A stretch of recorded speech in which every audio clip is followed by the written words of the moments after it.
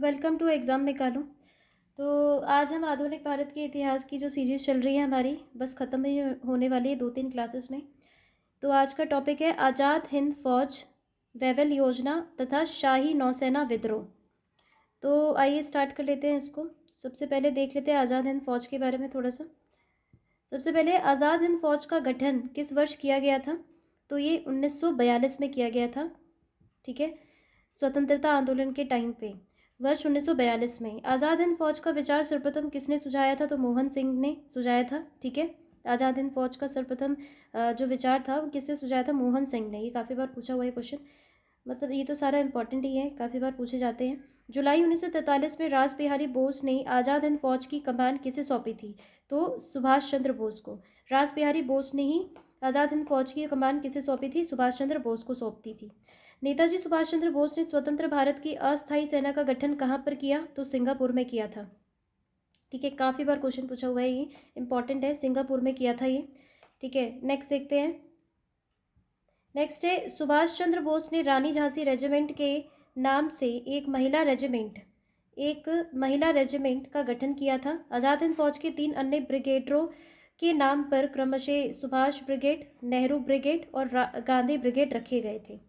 ठीक है, किस देश के द्वारा सुभाष चंद्र बोस को अंडमान एवं निकोबार द्वीप सौंपा गया? तो जापान के द्वारा।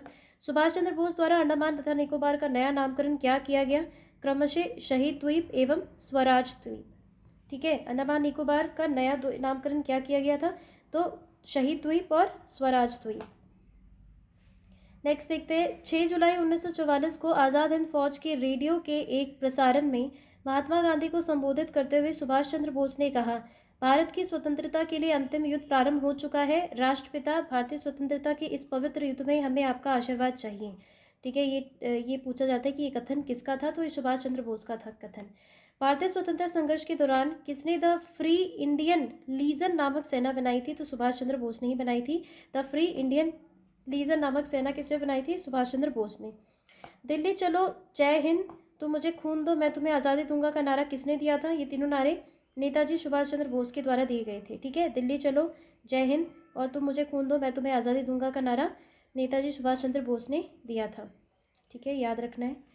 नेक्स्ट है, सुभाष चंद्र बोस को देश नायक की उपाधि किसने दी थी? तो रविन्द्रनाथ टैगोर ने दी थी। ये इंपॉर्टेंट है, पूछा जाता है कई बार कि देश नायक की जो उपाधि थी सुभाष चंद्र बोस को, वो किसने दी थी? रविन्द्रनाथ टैगोर ने दी थी।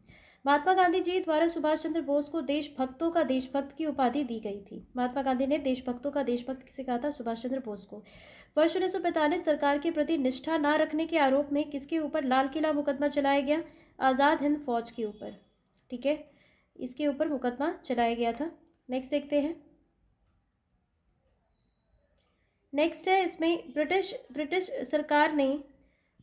सरकार ने आज़ाद हिंद फौज के सैनिकों एवं अधिकारियों को गिरफ्तार कर नवंबर 1945 में दिल्ली के लाल किले में उन पर मुकदमा चलाया। इसमें 3 अभियुक्तों प्रेम साइगल, गुरुबख्श सिंह ढिल्लों और शाहनवाज खान को फांसी की सज़ा तथा राशिद अली को 7 वर्ष के कारावास का दंड निर्धारित किया गया, परंतु बाद में जनता के भारी विरोध के कारण उन्हें दोष मुक्त कर दिया गया था। ठीक है, किस वायसरॉय के द्वारा आज़ाद हिंद फौज के अभियुक्तों को क्षमा कर दिया गया? लॉर्ड वेवेल के द्वारा। ठीक है, लॉर्ड वेवेल के द्वारा। वर्ष 1944 में नेक्स्ट है, वर्ष 1944 में सीआर फॉर्मूला किसके द्वारा प्रस्तुत किया गया? सी राजगोपालाचारी के द्वारा। सीआर फॉर्मूला किसके द्वारा दिया गया? सी राजगोपालाचारी के द्वारा। भारतीय राजनीतिक गतिरोधों को दूर करने के लिए वेवेल योजना कब प्रस्तुत की गई? 14 जून 1945 को। ठीक है, 14 जून 1945 को वेवेल योजना प्रस्तुत की गई थी। वेवेल योजना पर विचार करने के लिए आयोजित शिमला सम्मेलन में कांग्रेस की ओर से किसने प्रतिनिधित्व किया था? तो मौलाना अबुल कलाम आज़ाद ने। ठीक है, शिमला सम्मेलन में कांग्रेस की ओर से किसने प्रतिनिधित्व किया था? मौलाना अबुल कलाम आज़ाद ने किया था। भारतीय राष्ट्रीय कांग्रेस का लगातार 6 वर्षों तक अध्यक्ष रहने वाले व्यक्ति कौन थे? ये मौलाना अबुल कलाम आज़ाद ही थे और ये सबसे कम उम्र के अध्यक्ष रहे थे। इनका टाइम था 1940 से 45 तक ये अध्यक्ष रहे थे इंडियन नेशनल कांग्रेस के। ठीक है, नेक्स्ट देखते हैं। नेक्स्ट है, आज़ाद हिंद फौज के विरुद्ध मुकदमे में कांग्रेस द्वारा गठित आज़ाद हिंद फौज बचाव समिति का अध्यक्ष कौन था? तो ये भूलाभाई देसाई थे। ठीक है, भूलाभाई देसाई। आज़ाद हिंद फौज दिवस कब मनाया गया? तो ये 12 नवंबर 1945 को। आज़ाद हिंद फौज दिवस जो है ये कब मनाया गया था? 12 नवंबर 1945 को, ये याद रखना है। अब है इसमें शाही नौसेना विद्रोह 18 से 23 फरवरी 1946 जो हुआ था, शाही नौसेना विद्रोह, ये इंपॉर्टेंट है, कई बार पूछा गया है। 18 से 13 फरवरी 1946 के बीच में हुआ था ये। रॉयल इंडियन नेवी के विद्रोह की शुरुआत 18 फरवरी को हुई, जब बंबई में नौसैनिक जहाज HMIS तलवार के 1100 नाविकों ने नस्लवादी भेदभाव और खराब भोजन के प्रतिवाद में हड़ताल कर दी थी। सैनिकों की मांग यह भी थी कि वे नाविक BC दत्त को, जिसे जहाज की दीवारों पर भारत छोड़ो लिखने के आरोप में गिरफ्तार कर लिया गया, रिहा किया जाए। फिर इसमें इस देशव्यापी विस्फोट की स्थिति में वल्लभ भाई पटेल ने हस्तक्षेप किया। पटेल व जिन्ना ने उन्हें आत्मसमर्पण की सलाह दी और विद्रोहियों ने आत्मसमर्पण करते हुए कहा कि हम भारत के सामने आत्मसमर्पण कर रहे हैं, ब्रिटेन के सामने नहीं। तब इन्होंने आत्मसमर्पण कर दिया था एक तरह से। ठीक है, तो ये तो एक टॉपिक था हमारा, ठीक है, आज़ाद हिंद फौज और इससे वेवेल योजना से, ठीक है, और शाही नौसेना विद्रोह से। नेक्स्ट इसी में अब हम देख लेंगे नेक्स्ट टॉपिक, ताकि जल्दी जल्दी ख़त्म हो जाए ये आधुनिक भारत हमारा। तो इस पर कैबिनेट मिशन, संविधान सभा और अंतरिम सरकार का गठन देख लेते हैं। फिर हमारे खाली 2 लेक्चर बचेंगे, एक है ना स्वतंत्रता आंदोलन वाला और एक मिसलिनियस वाला। तो ये आज देख लेते हैं, कंप्लीट करते हैं इसको। कैबिनेट मिशन है, संविधान सभा और अंतरिम सरकार का गठन, ये देख लेते हैं, इम्पॉर्टेंट है। तो स्टार्ट करते हैं। सबसे पहले है ब्रिटिश प्रधानमंत्री एटली, लेबर पार्टी से रिलेटेड थे, द्वारा भारतीय नेताओं से बातचीत के लिए किस संसदीय दल का गठन किया गया? कैबिनेट मिशन का। कैबिनेट मिशन कब आया था? 1946 में आया था। ठीक है, कैबिनेट मिशन कब भारत आया था? तो 24 मार्च 1946 को आया था। ये डेट याद रखनी है, कब आया था? 24 मार्च 1946 को। कैबिनेट मिशन की अध्यक्षता ब्रिटेन में भारत मंत्री लॉर्ड पैथिक लॉरेंस द्वारा की गई थी, और तथा इसमें शामिल 2 अन्य सदस्य कौन थे? स्टेफर्ड क्रिप्स और AV अलेक्जेंडर। इसके बारे में काफ़ी पूछा जाता है सदस्यों के बारे में। तो अध्यक्ष, तो एक तरह से अध्यक्षता किसने की थी? पैथिक लॉरेंस ने की थी। ठीक है, पैथिक लॉरेंस ने की थी। और 2 अन्य सदस्य कौन थे? स्टेफर्ड क्रिप्स थे और AV अलेक्जेंडर थे। स्टेफर्ड क्रिप्स और AV अलेक्जेंडर। नेक्स्ट है कैबिनेट मिशन के भारत आगमन के समय कांग्रेस के अध्यक्ष कौन थे? तो मौलाना अबुल कलाम आज़ाद, जैसे मैंने बताया आपका 1940 से 45 तक थे। उसी टाइम पे 46 पे जब आया तो 46 तक थे, मतलब 46 पे जो आया तो अबुल कलाम आज़ादी थे। उसके तुरंत बाद फिर बाद में चेंज हुआ था ये। नेक्स्ट है इसमें कैबिनेट मिशन के आगमन के समय भारत का वाइसरॉय कौन था? तो लॉर्ड वेवली था। ठीक है, कांग्रेस के किस प्रमुख नेता द्वारा कैबिनेट मिशन का पूर्ण समर्थन किया गया? महात्मा गांधी के द्वारा। महात्मा गांधी ने पूर्ण समर्थन किया था कैबिनेट मिशन का। ठीक है, नेक्स्ट है इसमें कैबिनेट मिशन के प्रमुख प्रावधान देख लेते हैं।